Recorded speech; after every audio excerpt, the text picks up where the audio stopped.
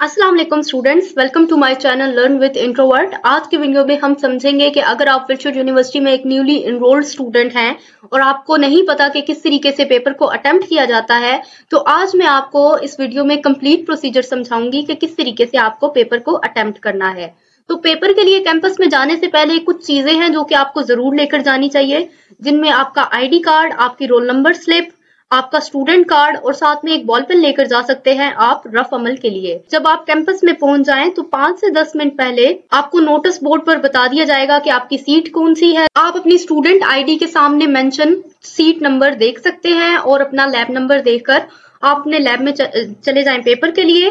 Google Chrome को open कर लेना है और जब आप गूगल क्रोम को ओपन करेंगे तो आपके सामने पेपर का इंटरफेस शो हो जाएगा। अब उस इंटरफेस का आप डेमो देखने के लिए अपने पीसी में गूगल पर लॉग इन कर लें। यहां पर आप लिखें व्यू एग्जाम डेमो। आपके पास जो फर्स्ट वेबसाइट ओपन होगी वर्चुअल यूनिवर्सिटी एग्जामिनेशन सिस्टम, आप इस पर क्लिक करें। यहां पर आप करें स्टार्ट डेमो। तो जैसे ही आपका पेपर स्टार्ट होगा, पेपर का आपका टाइम स्टार्ट होगा, आपके सामने इस तरीके का इंटरफेस शो हो जाएगा। यहाँ पर गेस्ट की जगह में आपको लिखना है अपनी स्टूडेंट ID। उसके बाद जो ये जगह है, यहाँ पर आपकी जो रोल नंबर स्लिप पर पेपर पासवर्ड दिया गया है, आपको वो पासवर्ड यहाँ पर लिखना है। ये लिखने के बाद आप करें लॉगिन। उसके बाद यहाँ पर आपके सामने कुछ इंस्ट्रक्शंस शो हो जाएंगी। यहाँ पर आपके पास टाइमिंग शो हो रही होगी। अगर आप मिड टर्म का पेपर दे रहे हैं तो ये तकरीबन 60 मिनट का टाइम होगा, और अगर आप फाइनल टर्म का पेपर दे रहे हैं तो तकरीबन 90 मिनट्स का पेपर होगा आपका। आप इसको पढ़ लीजिएगा, इसमें आपका पेपर पैटर्न भी मेंशन होगा और कुछ इंस्ट्रक्शंस हैं जो कि आपको बताई जाएंगी। आप इसको पढ़ना चाहते हैं तो कंप्लीट पढ़ लें, अदरवाइज आप यहाँ से इसको टिक करके अपना पेपर स्टार्ट कर सकते हैं। तो जी जैसे ही आप लॉग इन करेंगे तो इस टाइप का इंटरफेस जो है आपके सामने शो हो जाएगा, जिसमें राइट टॉप पर आपकी प्रोफाइल शो हो रही होगी, इधर दरमियान में आपको टाइमिंग शो हो रही होगी और लेफ्ट साइड पर आपका पेपर कोड लिखा होगा। टोटल नंबर ऑफ क्वेश्चन आपके पेपर में कितने हैं वो राइट साइड पे आपको कुछ इस तरीके से दिखने में आएंगे। अब यहाँ पे आपका जो भी, अब जिस तरह क्वेश्चन नंबर 1 है तो यहाँ से ये येलो हो गया है, तो ये कुछ इस तरीके से आपके सामने लिखा आएगा। और पेपर जी आपका सभी सब्जेक्ट्स का कॉन्सेप्चुअल आता है। आपके हैंडआउट्स में से ही MCQs बनाए जाते हैं।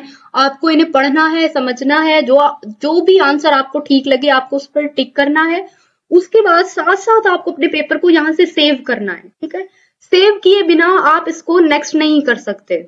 उसके बाद आप इसको नेक्स्ट करेंगे, फिर इस तरीके से दूसरा सॉल्व करें, सेव कर दें और फिर से नेक्स्ट, फिर इस तरीके से तीसरा सॉल्व करें, ध्यान से पढ़ के समझ कर, ठीक है। फिर आप सेव करने के बाद नेक्स्ट कर सकते हैं। तो इस तरीके से जितने भी MCQs हैं, अब तकरीबन यहाँ पे तो डेमो में 20 हैं। आप अपने पेपर पैटर्न के अकॉर्डिंग देखिएगा कि जितने भी MCQs हैं उनको आपने सॉल्व करना है। अच्छा, पेपर पैटर्न में आपको चॉइस दी जाएगी। फॉर एग्जाम्पल, अगर आपके 36 MCQs हैं, उसमें से आपको 22 कंपल्सरी करने हैं, तो आप पेपर में ऐसा बिल्कुल मत कीजिएगा कि एंड वाले MCQs को आप स्किप कराएं, ठीक है। आपको एंड वाले MCQs को भी लाजमी अटेम्प्ट करना है, यानी कंप्लीट पेपर जो है 100% आपको अटेम्प्ट करके आना है। वो इसलिए ताकि अगर आपका स्टार्टिंग में से कुछ MCQs गलत भी हो जाते हैं ना, तो एंड वाले अगर आपने तुक्के पे भी लगाए हैं और वो ठीक हो गए हैं तो आपके मार्क्स कट नहीं होंगे। फिर जितने भी आपके ठीक MCQs हैं उनके मार्क्स आपके ऐड हो जाएंगे। उसके बाद एंड वाले क्वेश्चंस में आपके पास यहाँ पर आ जाएगा सब्जेक्टिव पेपर। आप सब्जेक्टिव पेपर को आपको किस तरीके से अटेम्प्ट करना है, टॉप पर आपका क्वेश्चन लिखा है, ठीक है। आपको यहाँ पर अपना आंसर मेंशन कर देना है। अच्छा, अब आंसर के लिए कुछ रूल्स हैं। यहाँ पर आपको आंसर काफी ज्यादा डिटेल में नहीं देना। जिस तरीके से आप देख सकते हैं कि तकरीबन 2 से 3 नंबर का क्वेश्चन है, तो जो भी उन्होंने हमसे सवाल पूछा है आपको क्या करना है, कॉन्सेप्ट्स के अकॉर्डिंग, ठीक है। आपको जस्ट जितनी बात पूछी गई है उतना आप जवाब दे देंगे तो आपको नंबर्स मिल जाएंगे। फालतू टाइम आप बेशक मत वेस्ट कीजिएगा। इसके अलावा यहाँ पे आपको क्वेश्चंस की कुछ चॉइस दी होती है। मिसाल के तौर पे अगर आपने 3 क्वेश्चन कंपलसरी करने हैं, 1 की चॉइस है, तो बेहतर यही है कि आप उस 1 क्वेश्चन को भी छोड़ कर ना आए। जो कुछ भी आपको आता है आप उस क्वेश्चन को अटेम्प्ट जरूर करें, ठीक है। इसके अलावा यहाँ पे इसको यूज किस तरीके से करना है, तो इसको यूज करना काफी सिंपल है। सिलेक्ट ऑल करके यहाँ पे आप अपने टेक्स्ट को बोल्ड कर सकते हैं, अटैलिक कर सकते हैं, अंडरलाइन कर सकते हैं, ठीक है।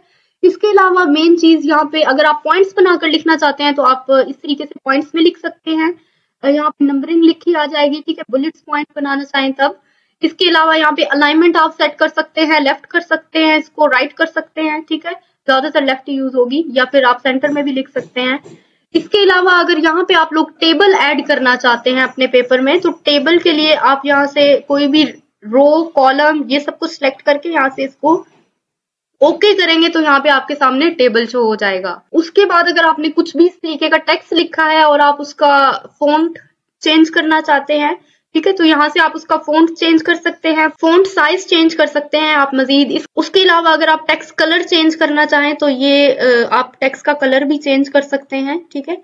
इस तरीके से आप अपने पेपर को कंप्लीट अटेम्प्ट करेंगे। इसके अलावा कुछ ऐसे स्टूडेंट्स के जिन्हें यहाँ पर टाइप करना मुश्किल लगता है, जबकि ये इजी काम है, काफी सिंपल भी है, आप लोग कर सकते हैं, लेकिन फिर भी अगर आप यहाँ पर टाइप ना करना चाहें और MS वर्ड में टाइप करना चाहें तो उसका भी यही तरीकेकार है। यहाँ पे आप कुछ भी, जो भी अपना आंसर लिखना चाहते हैं, यहाँ पर आप टाइप करें, सिलेक्ट करके इसको Ctrl+C से कॉपी कर लें। कॉपी करने के बाद आप यहाँ पर उसको कंप्लीटली Ctrl+V की हेल्प से आप उसको पेस्ट कर सकते हैं, ठीक है। पेस्ट करने के बाद आप उसको सेव कर दें। तो इस तरीके से भी आप अपने पेपर को अटेम्प्ट कर सकते हैं, यानी आपको लिखने के लिए यहाँ पे MS वर्ड में आप इजीली लिख सकते हैं।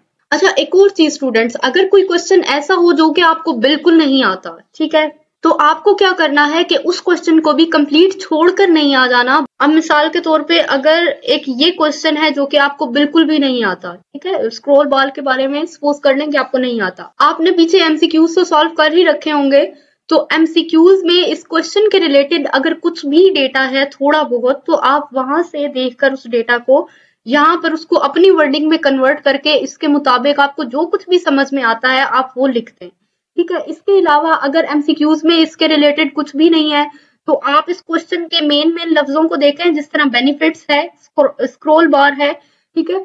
तो आपको लाजमी नहीं है कि आप हैंडआउट्स वाली ही वर्डिंग लिखें। अगर आप स्क्रॉल बार के बारे में अपनी वर्डिंग में आपको जो कुछ भी पता है आप उसको अपनी वर्डिंग में यहाँ पर लिख सकते हैं। तो चांसेस हैं कि आपके 0 मार्क्स ना लगे, बल्कि कुछ ना कुछ तो चले आपके मार्क्स लग ही जाएंगे, जिसमें हम कह सकते हैं कि 1 मार्क्स लग जाएगा, यानी कुछ ना होने से कुछ ना कुछ होना तो बेहतर है, ठीक है। तो आप किसी भी क्वेश्चन को छोड़िएगा मत, कंप्लीट पेपर को सॉल्व करिएगा। इसके अलावा यहाँ पे एक फीचर आप देख रहे होंगे, फ्लैग ये बना है, तो इसको आप किस तरीके से यूज करेंगे। फॉर एग्जाम्पल यहाँ पे आपने इस क्वेश्चन को हाफ सॉल्व किया, ठीक है, अभी रैंडमली मैंने कुछ टेक्स्ट लिख दिया है यहाँ पर, तो आप इसको करेंगे सेव, ठीक है। अभी आप इसको मजीद सॉल्व करना चाहते हैं लेकिन कंप्लीट आता नहीं है, तो आप यहाँ से इसको कर दें फ्लैग। उसके बाद आप नेक्स्ट क्वेश्चन की तरफ चले जाएं, इसको सॉल्व करें। अब यहाँ पे आप देखें कि इसका कलर क्या है, पर्पल हो गया, यानी जो क्वेश्चंस आपके कंप्लीट अटेम्प्ट हो चुके हैं उसका कलर ग्रीन हो जाएगा, और जो अटेम्प्ट बिल्कुल नहीं हुए उसका कलर आप लोग देख सकते हैं, उसका कलर व्हाइट है, और जो आपने हाफ अटेम्प्ट किया था उसका कलर हो गया है पर्पल। अब इससे आपको याद रहेगा कि ये जो पर्पल वाला है ये भी आपने कंप्लीट अटेम्प्ट नहीं किया। तो इसको आप, क्योंकि काफी ज्यादा क्वेश्चन होते हैं, ये मिक्सअप नहीं होगा फ्लैग करने के बाद, ठीक है। तो फिर जब आप इसको कंप्लीट सॉल्व कर लेते हैं तो फिर आप इसको सेव करके अनफ्लैग कर सकते हैं, ठीक है। तो इस तरीके से जी आपने कंप्लीट पेपर को अटेम्प्ट कर लेना है, और अगर आपका पेपर टाइम कंप्लीट होने से पहले खत्म हो जाता है तो आपको क्या करना है, यहाँ पे फिनिश एग्जाम वाला ऑप्शन आ रहा होगा, अपना पूरा पेपर सेव जरूर करिएगा, ठीक है। सेव करेंगे तो मार्क्स मिलेंगे, अदरवाइज नहीं मिलेंगे। उसके बाद आपको यहाँ पे करना है फिनिश एग्जाम पर क्लिक। फिनिश एग्जाम्स पर क्लिक करने के बाद यहाँ पर कुछ पॉइंट्स लिखे हैं, आप इसको पढ़ सकते हैं, और उसके बाद यहाँ से टिक करके आप पेपर को कर दें फिनिश, ठीक है। फिनिश पर जैसे ही क्लिक करेंगे पेपर फिनिश हो जाएगा, और फिनिश होने के बाद आपका पेपर दोबारा लॉगिन नहीं हो सकता, बेशक आपके ऊपर टाइम में 15 मिनट ही क्यों ना रहते हो, ठीक है। तो उसके बाद ये लॉगिन नहीं हो सकता। इसके अलावा अगर आपने पेपर फिनिश नहीं किया और यहाँ से आपका टाइम कंप्लीट हो चुका है तो आपका पेपर ऑटोमेटिकली लॉग आउट हो जाएगा, ठीक है। ऑटोमेटिकली लॉग आउट होने के बाद आपने जितना भी डेटा सेव कर रखा था उसके आपको मार्क्स मिलेंगे, और जो डेटा आपने सेव नहीं किया वो आपका डेटा जो है स्किप हो जाएगा, आपको उसके मार्क्स नहीं मिलेंगे। तो जी अब इसको फिनिश कर देते हैं। ये हो गया जी फिनिश। फिनिश होने के बाद इस तरीके का कुछ इंटरफेस शो हो जाएगा, और फिर आप अपने पीसी को ऑफ करके घर आ सकते हैं। तो जी ये थी कुछ इंस्ट्रक्शंस जो कि न्यूली एनरोल्ड स्टूडेंट्स के लिए। आई होप स्टूडेंट्स आपके सभी कॉन्सेप्ट्स क्लियर हो चुके होंगे। Best of luck for your exams. Thanks for watching my video. Allah Hafiz.